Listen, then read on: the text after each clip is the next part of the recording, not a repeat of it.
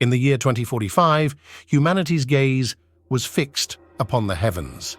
Space exploration had reached unprecedented heights, with colonies established on Mars and mining operations on asteroids. However, the greatest discovery came not from human endeavor, but from the cold, indifferent void of space. A comet, previously undetected, hurtled past the outer planets and into the inner solar system. Earth's top scientists tracked its trajectory with awe and concern as it veered closer to our blue planet. On a clear night, the comet finally entered the atmosphere, breaking apart into thousands of fragments that rained down upon the Earth, each glowing like a falling star. Unbeknownst to humanity, the fragments carried an alien life form, dormant and waiting to awaken. Chapter 1. Unseen Terror. The first sign of trouble came from a small rural town in Kansas. Reports of strange disappearances filled the local news. Families vanished without a trace, livestock found dead with inexplicable injuries, and an eerie silence settling over once bustling farms. Authorities were baffled. There were no signs of struggle, no footprints, no clues, only an unsettling quiet and a feeling of being watched. Scientists, intrigued and alarmed, were dispatched to investigate.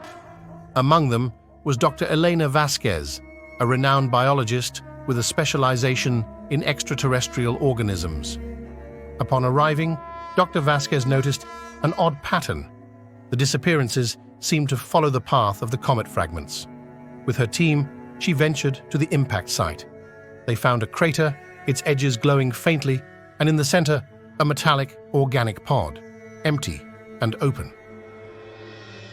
Chapter 2. The First Encounter.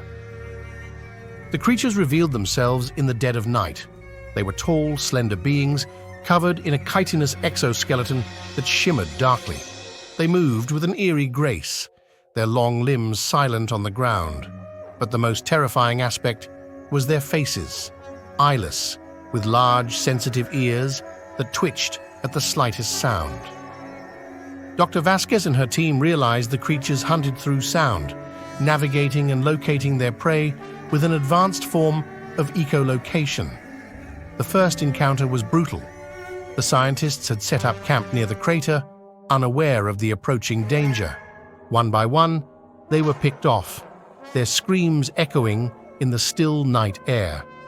Dr. Vasquez barely escaped, making her way back to the town with a horrifying realization. These creatures were blind but possessed extraordinary hearing. They could hunt in complete darkness, using the environment's sounds to track and kill their prey.